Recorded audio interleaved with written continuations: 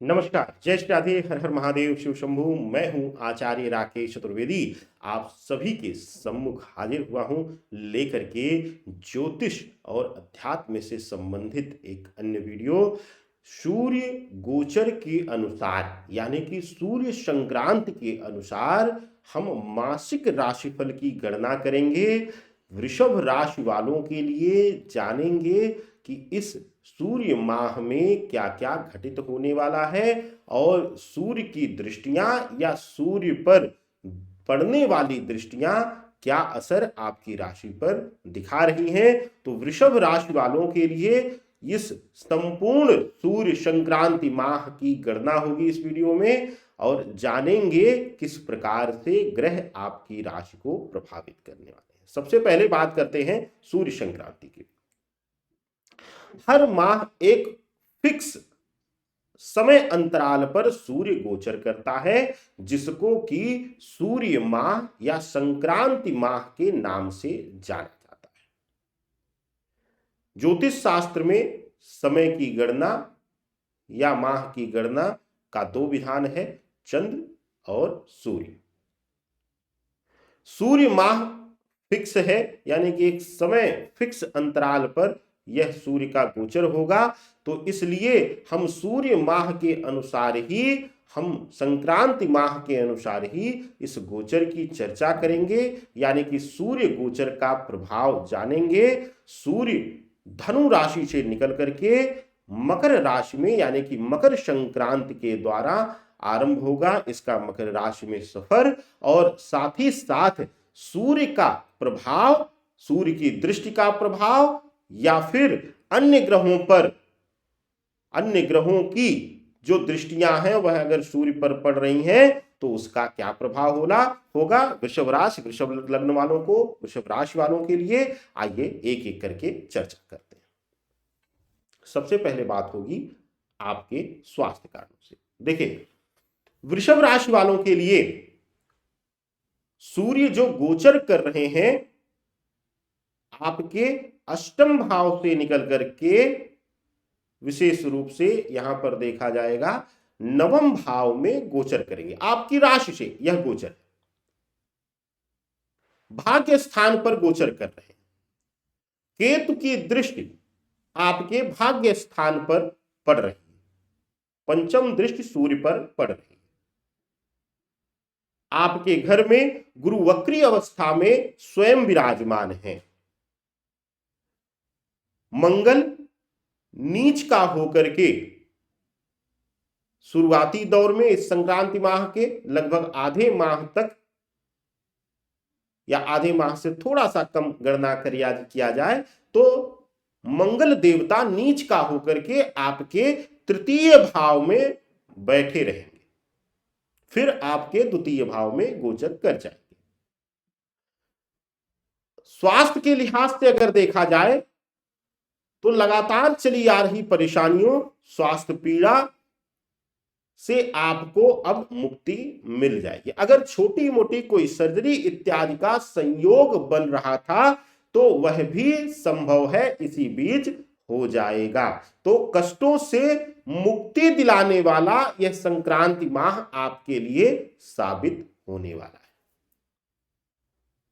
है। अब बात करते हैं आपके कार्य क्षेत्र के लिए, नौकरी के लिए, व्यापार के लिए। अगर आप विद्यार्थी हैं तो विद्यार्थी जीवन के लिए कैसा रहने वाला है यह सूर्य संक्रांति का माह यानी कि 14 जनवरी से आरंभ होकर के 12 फरवरी तक आपके लिए क्या स्थितियां बनेंगी। बात नौकरी पेशा लोगों के लिए, अगर आप सरकारी नौकरी या फिर प्राइवेट नौकरी में हैं तो आपके लिए इस माह कार्य का भार जो है बढ़ जाएगा। आपके ऊपर जिम्मेदारियां बढ़ने से मानसिक तनाव या मानसिक कष्ट जो है आपका बढ़ता हुआ दिखाई दे रहा है। शनि शुक्र की स्थितियों की देखें गणना तो उसके अनुसार इस सूर्य संक्रांति के मध्य माह तक लगभग 28 तारीख तक आपके लिए धन लाभ की स्थितियां बनती हुई दिखाई दे रही हैं। अगर आप प्राइवेट नौकरी में हैं तो आपका पदभार इत्यादि बढ़ सकता है, या फिर आप नौकरी में परिवर्तन की दिशा की अगर तलाश कर रहे थे तो एक अच्छी दिशा आपको मिलती हुई दिखाई दे रही है। बात अब व्यापारिक बंधुओं के लिए, हमारे व्यापार बंधुओं के लिए, व्यापारी बंधुओं के लिए शुक्र शनि की युति दसम भाव में आपके, सूर्य आपके नवम भाव में विराजमान होकर केतु की दृष्टि पड़ने से अगर आप आकस्मिक लाभ को लेकर के शेयर बाजार, सट्टा बाजार या कहीं ऐसी फंसी हुई विवादित प्रॉपर्टी इत्यादि का व्यापार करने का सोचेंगे तो आप फंस जाएंगे। पैसा फंसता हुआ दिखाई दे रहा है और यह आपके मान सम्मान पद प्रतिष्ठा को भी चोट पहुंचा सकता है। तो आपको किसी विवादित प्रॉपर्टी या फिर कहीं भी आकस्मिक धन लाभ के लिए बहुत ज्यादा अचानक से धनार्जन करने के लिए आपको नहीं सोचना है। और ऐसे मित्र जो आपको बड़े बड़े सपने दिखाएं उनसे इस माह सूर्य माह में दूरी बना लेनी है तो आपके लिए अच्छा होगा।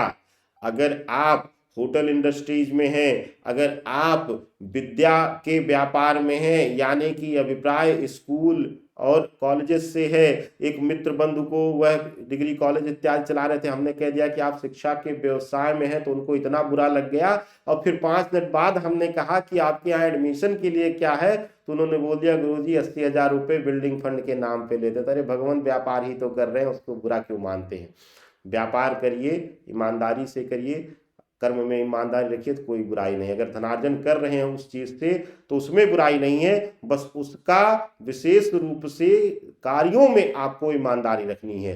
टीचर की गुणवत्ता देखनी है, जो शिक्षा हम प्रदान कर रहे हैं उसकी गुणवत्ता पर ध्यान देना है, यह जरूर ध्यान देना है। तो अगर आप शिक्षा के व्यवसाय में हैं, आप होटल इंडस्ट्रीज में हैं, कपड़े से रिलेटेड व्यवसाय है, आर्टिफिशियल ज्वेलरी इत्यादि से संबंधित व्यापार है, तो आपके लिए अद्भुत रहेगा यह सूर्य माह का गोचर, सूर्य का गोचर मकर राशि में।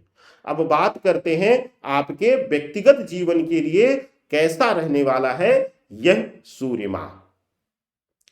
सूर्य का मकर राशि में प्रवेश करते ही आपके व्यक्तिगत जीवन में बहुत सारे बदलाव आएंगे, चाहे वह मंगल की स्थिति हो, शनि की दृष्टि हो, वह सभी चीजें जो है आपके लिए बेहतर स्थिति ला रही हैं। यानी कि अपनों का सहयोग, अपनों का साथ, पति पत्नी का एक दूसरे के प्रति समर्पण बढ़ना, एक दूसरे का साथ देते हुए विषम परिस्थितियों में भी अपने जीवन को मुस्कुराते हुए जीना, इस माह आप सीख जाएंगे और यह माह आपको अपने रिश्तों के प्रति जागरूक भी करेगा और रिश्तों की कीमत समझाने वाले भी कुछ हादसे लाएगा, जिससे कि अब आप अपने रिश्तों की वैल्यू यानी कि कीमत समझना शुरू कर देंगे।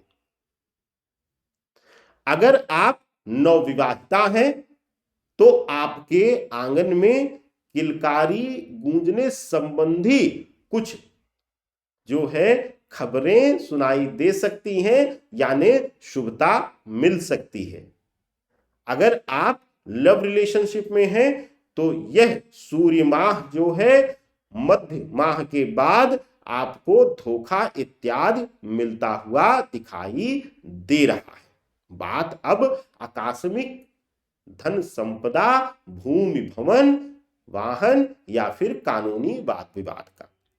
इस माह अगर कोई लंबे समय से प्रॉपर्टी संबंधित कोई विवाद चल रहा था तो उसमें विजयश्री आपको मिलती हुई दिखाई दे रही है। वाद विवाद जन्म लेगा लेकिन बहुत ज्यादा उससे आपको परेशानी नहीं होगी। इस महीने आप नए वाहन इत्यादि के लिए विचार और उससे लाभान्वित होते हुए पूर्ण रूप से दिखाई दे रहे हैं। तो ये रहा मासिक राशिफल, सूर्य का मकर राशि में गोचर प्रधान मासिक राशिफल सूर्य गणना के अनुसार, सूर्य माह गणना के अनुसार। अब बात करते हैं एक चमत्कारी ब्रह्म उपाय की। अगर आपके व्यवसाय में आमदनी लाभ होते हुए भी आपके पास आर्थिक स्थिरता नहीं आ रही है, आर्थिक रूप से तनाव का सामना आपको करना पड़ रहा है, तो करिए यह उपाय। क्या करना है आपको? कहीं भी किसी भी शिव मंदिर में जाकर के आपको बैठ करके एकाग्र होकर के सुंदर कांड का पाठ आपको करना है। कब करना है? मंगलवार, शनिवार। इन 2 दिवसों में, चाहे रात्रि बेला हो चाहे प्रातः काल हो, अगर आपको सुबह ऑफिस जाना है तो शाम को कर लीजिए, रात में लेट ऑफिस जाना है तो रात्रि में आने के बाद कर लीजिए, घर में ही बैठ करके कर लीजिए। बेहतर तो यही होगा कि शिव मंदिर में किया जाए, लेकिन विषम परिस्थितियों में शिव को सम्मुख गुरु मान करके और आप घर में भी विषम परिस्थितियों में कर सकते हैं। आनंद लीजिए और ज्यादा से ज्यादा चैनल को शेयर कीजिए, सब्सक्राइब करने के लिए कहिए, वीडियो को खूब सारा प्यार दीजिए। सादर वंदन। हर हर महादेव, शिव शंभु।